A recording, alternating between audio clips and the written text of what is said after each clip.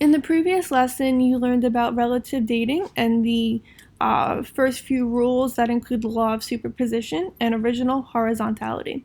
Today, we're going to look at a few more rules that help with the relative dating process, and we're going to look at some more complex geologic sequences. To start today, we have principle number 4, which is known as cross-cutting. The basic idea with cross-cutting is formations that cut across other rocks must be younger than the rocks that they cut across. So let's look at this a little bit more specifically. So here we have different rock layers, and we have an example of cross-cutting shown in feature number 4. So based on the law of superposition, the oldest rock is on the bottom, rock layer 1. Then we had the deposition of rock layer 2, followed by the deposition of rock layer 3. Now we have to look at feature number 4. That's an example of cross-cutting. If you look at feature 4, it's cutting across layers 1, 2, and 3. It does not cut across layer 5. So layer 5 must not have been formed at the time feature 4 was formed. Feature 4 cut across layers 1, 2, and 3, which means it's younger than layers 1, 2, and 3 because it formed after those layers. And then finally, we have rock layer 5 on top, which is going to be the youngest out of all of the features. Example of cross-cutting relationships can be found in a few different examples. Our first is going to be something called an igneous intrusion. And we learned about this when we talked about metamorphic rock formation and contact metamorphism in unit number 7. So to start, igneous intrusions, just like any cross-cutting relationship, are going to be younger than the pre-existing rocks that they contact. This essentially means that the igneous intrusion, the magma, is younger than the rocks that already existed. So let's take a look at this animation. So here we're going to build up this bottom layer of black rocks. So we're depositing the black sediments to form a rock layer. Now we're depositing tan sediments to form a rock layer. Finally, brown sediments. Then we have an igneous intrusion. The lava from the underneath the earth comes through and it contacts the rocks that already existed. Those 3 rock layers were there first. They are older. The igneous intrusion cut across those rocks. The igneous intrusion is younger. It formed more recently. So let's look at this a little bit more closely. So the lava in orange is representing our intrusion. That cut across those 3 originally horizontal rock layers. The yellow here is representing the boundary between that intrusion and that pre-existing rock. If you remember, when you have hot magma touching a pre-existing rock, that's going to lead to contact metamorphism, which is shown by these symbols here in the diagram. Right at the contact zone, where those red symbols are, that's where you'll get new metamorphic rock to form, at the point of contact. So here's just another example. The older pre-existing rock are shown in the brown rock layers, and then in the orange and yellow, you have your younger rock from the igneous intrusion. The igneous intrusion cut across those pre-existing rock layers, so based on cross-cutting relationships, the intrusion is younger, while the pre-existing rock is older. So let's look at an example. So to start, we're going to start with the deposition of the bottom layer because the law of superposition says the oldest layer is on the bottom. We have the deposition of sandstone, rock layer D, followed by the deposition of limestone, rock layer C.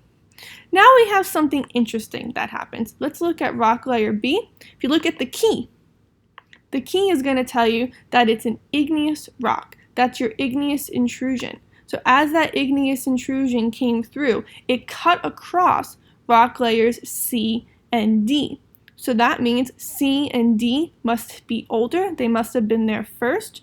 And then the intrusion came and cut across those pre-existing rock layers.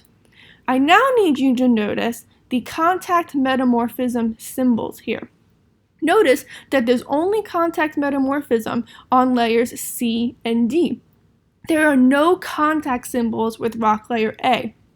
That's because rock layer A must not have existed at the time the igneous intrusion came through. Because if rock layer A was there at the time of the intrusion, it would also have contact metamorphism symbols. But since there's no contact symbols, rock layer A must not have existed and must have formed later. So after that contact metamorphism, then we had the deposition of shale, which is rock layer A. So now I need to remind you guys how metamorphic rocks work in terms of contact metamorphism. So we're going to start looking at this star, which is representing the contact boundary between rock layer D and the igneous intrusion. So you have to go to page 7 of our reference table to remember that the symbol for rock layer D is sandstone. When sandstone is hit with lava and due to contact metamorphism, sandstone turns into quartzite. So at that boundary zone between rock layer D and the contact metamorphism, you're going to get metamorphic rock quartzite to form. Let's look at one more example with rock layer C. Rock layer C is the symbol for bricks, which represents limestone. But due to the contact metamorphism, that limestone is going to turn into metamorphic rock marble. Let's look at one more example of igneous intrusions. Now, I'm not going to do the whole thing in this diagram because there's a lot of layers, so I'm going to stop once we get to rock layer E. But to start, look at the bottom. We have to be careful here because when you look at the bottom, you're going to see igneous intrusion K. Igneous intrusion K is not the oldest because if you look, it cut across layers J, I, H, and G. Based on cross-cutting relationships, if you cross-cut something, you're younger. So K cannot be the oldest in this case. So we're going to start with the deposition of J, followed by the deposition of I, deposition of H, deposition of G, and then the deposition of F.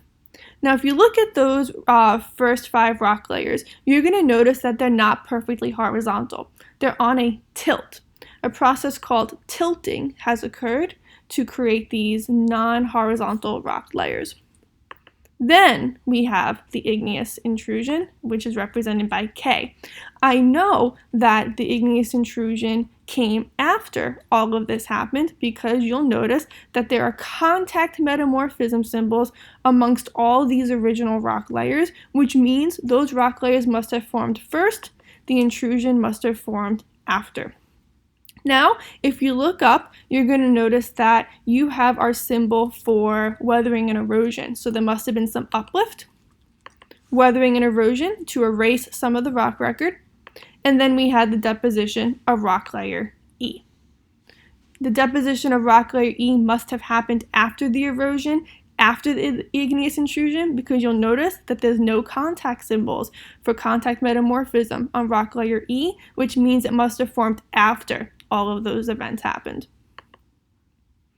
Another example of cross-cutting relationship is a fault line.